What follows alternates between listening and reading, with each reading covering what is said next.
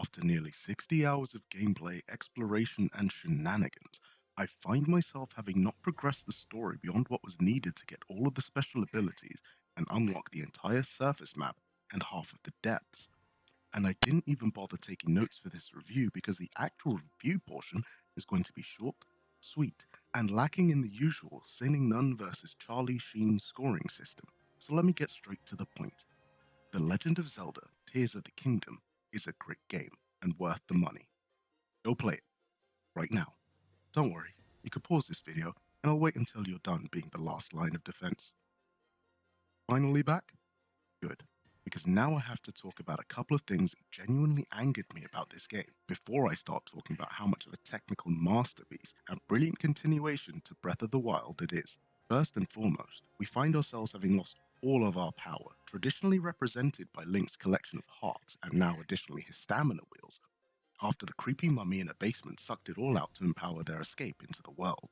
Surprisingly enough, that wasn't something that annoyed me that much, because I understood that firstly, a Zelda game needs to start with our non-titular protagonist being at their lowest capability and have us earn the strength, power, and experience it'll take to defeat the great evil and be the last line of defense. And secondly, having it occur in such a way to a version of Link at the height of his power now gives us a greater drive to re-achieve what was once lost, because we know very well what it will take to defeat a great calamity and how much more will be necessary to defeat this not quite new obstacle to the peace and prosperity of Hyrule. That being said, the loss of my entire inventory, weapon, and armor collection stung more than just a little bit, and if I'm perfectly honest, I'm not looking forward to collecting and upgrading the same sets I previously had all over again. But even that could be excused to a slight extent, because Link wouldn't necessarily need all of that with him on a short exploratory mission accompanying the princess, and if you're pressing X to doubt right now, don't worry, so am I.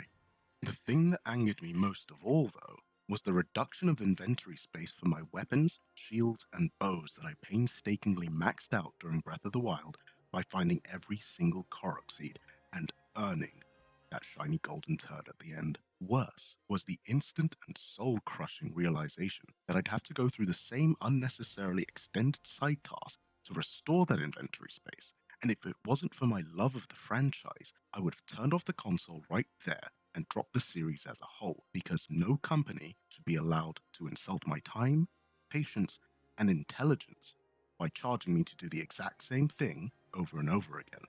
I've said similar before about Ubisoft-style open-world bullshit, and I'll say it again. This behavior is unacceptable, and I don't think it should be tolerated. After experiencing those pain points, and as soon as I was allowed to, I proceeded to unlock the map, which is a habit I have when playing any open-world game. But again, this was done through the same old tired mechanic of going to a place and interacting with a thing that makes a new section of map appear. Really? Again? I get that there's a plot-related reason for this, and as a plot device, I understand it, but that doesn't excuse the fact that the development team have used a tired, boring, and quite frankly, unnecessary game mechanic that could create another potential quitting moment for their player base.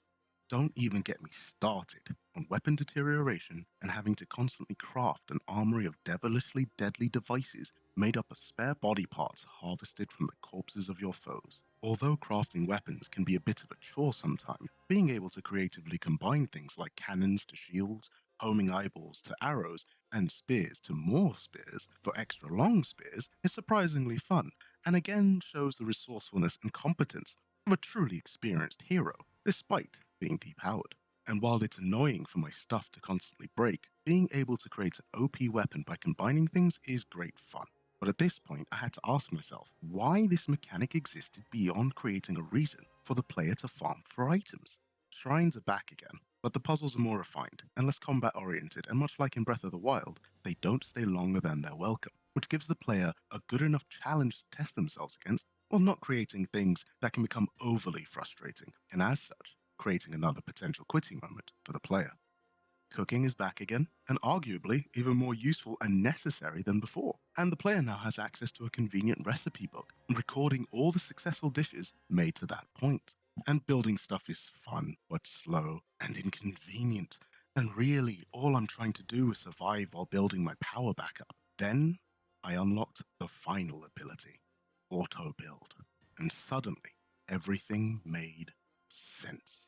In a bizarre but intensely spiritual eureka moment, everything fell into place, and I understood that I had approached the entire experience wrong, and that, contrary to popular belief, there was an incorrect way to play this game. You see, I approached this game emotionally and practically in a way that was near identical to Breath of the Wild, where our task was to survive in an unknown and inhospitable land full of danger.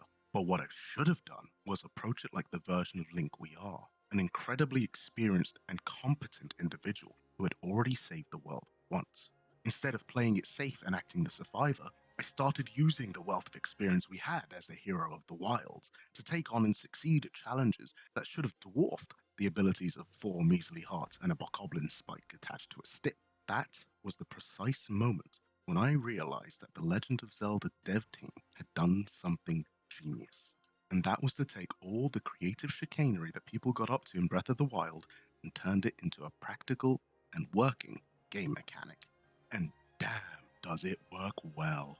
The fact that they were able to put together a physics engine by far superior to anything I've ever seen in the games industry, where the focus was on player, world, and item interactions, and not just on how many sweat droplets you can see rolling down your shiny protagonist's forehead, is incredible. The fact that it just works and somehow doesn't break the game is mind boggling. And to top it off, they accomplished it on Nintendo Switch hardware and not the most high spec gaming machine known to man. I really cannot understate how amazing and influential such a technological achievement is, and while every other open world developer started focusing on things that don't matter to anyone, Nintendo said, "Shit, hold my beer and watch these," and gave us something unique, fun, and that will be discussed in the gaming space for years to come. Tears of the Kingdom is a gameplay and technical masterpiece, but its main problem is that it was overhyped as a sequel instead of being appropriately hyped as a massive expansion pack to Breath of the Wild. Yes, you heard me. I said expansion pack, because that's what Tears of the Kingdom is, an expansion pack. Because just like Majora's Mask before it, it expands on what was there and refines it to near perfection and returns us to an experience we wanted more of, but better. And if you approach the game like that, you will not be disappointed by anything other than those few things I mentioned that truly anger me. Now, without getting into spoiler territory, because I haven't actually progressed in the story, so I don't know anything spoiler worthy anyway, I can say that Tears of the Kingdom story is what has me hooked the most.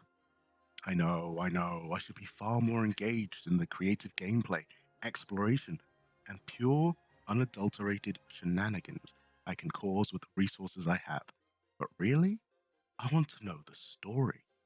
And it's all because I suspect that the duology that is Breath of the Wild and Tears of the Kingdom will be some of the most important and influential lore to the overarching meta story being told across the entire Zelda timeline, even more so than Skyward Sword.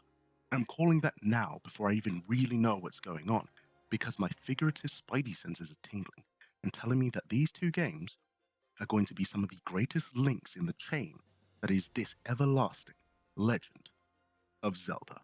Pun absolutely intended, and I apologize for nothing.